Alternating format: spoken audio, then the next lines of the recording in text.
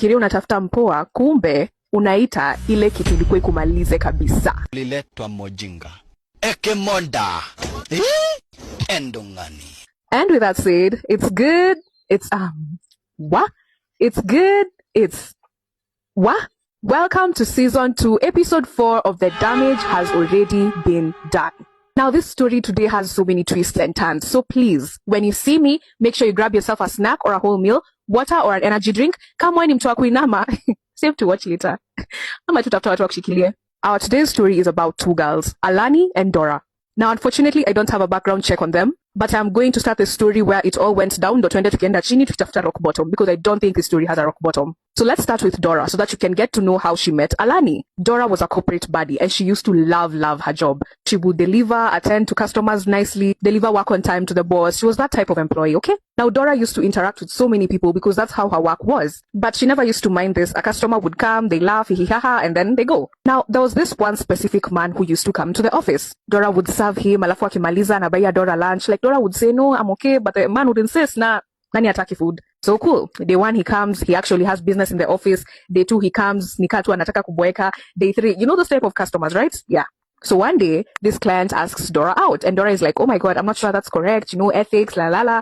Akampa siu, na Dora akaitikia. Now this man had money. Alikuwa one of those guys watu wakijosha him kataa, they'd be shocked, wakuite, we ni mjinga, wewe ujikujitafutia. So cool, things are nice, things are okay, and Dora accepts to go out with him. So after work, Dora would go home, change, glam up, and then she'd go out for her dinner dates. This guy would drop her back home, but they never ever went to his place. Cool. So this started happening quite often, okay? And Dora was loving it. She was like, if I quit my job today, I know I'll be in safe hands. At times, this guy would even deliver flowers to her office, randomly send her money that is equal to her rent. So our girl Dora aliingia box kabisa. Cause like, mnaniambia niachilie huyu nipate mwingine wapi? Amka uende unitafutie pesa.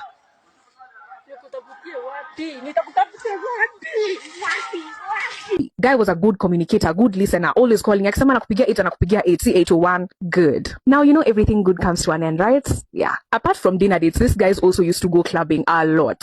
And this guy would take care of Dora. So Dora alikuwa like, okay, sawa. Dora gets drunk, angejipata home. Wasichana wakisumbua her guy in the club, the guy wasn't even paying attention. So Dora was like, yes. So one day they went clubbing and this guy told Dora, I want to see you when you're lit and high. Like, I want to see how you act. Because now we're in a relationship and I want to know all your sides. So Dora is like, I babe bet. You think I'm a good girl? No. Wako klabu. 1 shot, da. 2 shots, da. 3 shots, da. 4, 5, 6, 7, 8, da. At this point, you'd ask Dora for her name na kuambie hajui. Like, girl was gone. And that man, akasema nini tuseme pamoja?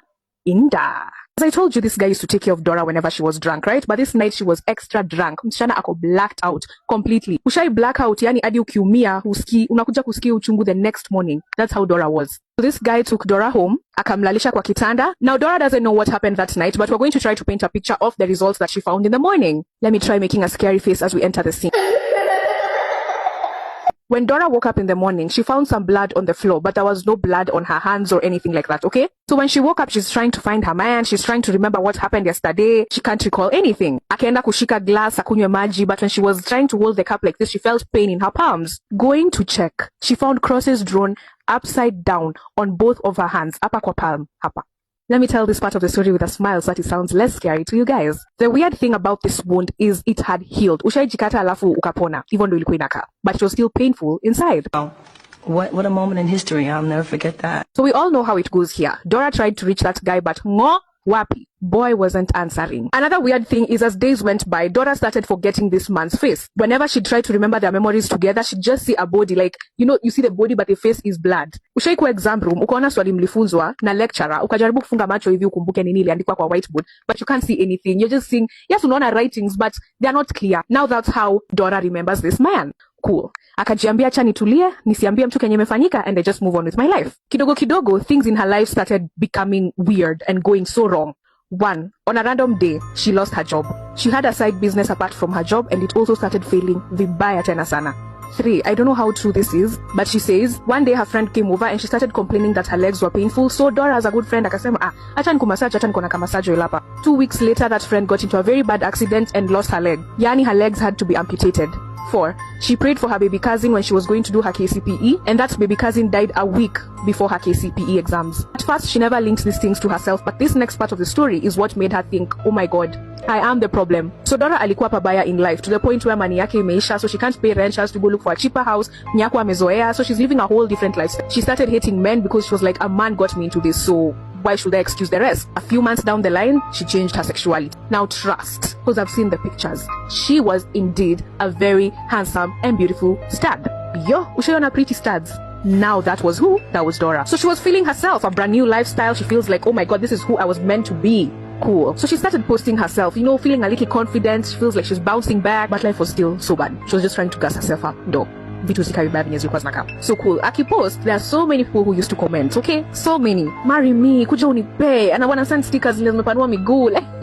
And Dora used to love those comments because she felt so validated. She felt like, wow, people love me. And one day akiscroll kwa comments, akapatana na hii comment, akaiangalia, akaenda kwa profile, akaangalia, akapenda kenye aliona, na akaingia DM. When aliingia DM, that girl was like, oh my god, thank you, oh my god, you look so good, you're so handsome. I was like, you see it, you like it, you can have it. In fact, everybody can get it. I'm joking, baby, it's only for you. Haya, they got into a talking stage for like 4 days. Wakasema tukamateko hii relationship na tusongako nayo, sindio?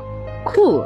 Their relationship was nice. Pale bedroom mastingo zilikuwa zile deadly. Zile fire. Zile za kudumu. Wakudumu tunafanya nini? Wakadumu. Tunadumu. Both of them are really, really enjoying themselves. Dora was currently dating Elani. Now, after they had their first sexual encounter with each other, things started going so bad in their relationship. Arguments, violence. Yani, wanapigana in ways adi hawaelewi. Every time they fight, a weapon is involved. Dora is holding a knife, pointing Elani. Elani na yeye ameshikilia stool, anataka kurushia Dora. And it was always like this. Always. There's a time they were arguing and Dora was overcome with anger. She told Elani, mind you, they were at Elani's place. I am not kidding, I will throw you off this balcony if you don't shut up. Her words, nothing changed. So ikafika mahali Elani akaambia Dora, look, we can't be together anymore. I think this is our end. It has come to an end. What else are we waiting for? Dora akajam amemtusi kwa hiyo simu. A week later after this breakup, people broke into Elani's house. Wakabeba kila kitu. Yani au wezi walisema nini? Inda. Today we are eating good. So Elani ameenda kwa police. Police ngo. Ameuliza kiateka ngo. Landlord ngo. Nyumba ya Elani inakaa tuka vacant fulani hapo. Ilibidi amenunua tuka mattress alale hapo. So Elani started feeling so unsafe. Akaanza kuuliza marafiki wake, please can I come stay with you? The friends aren't responding.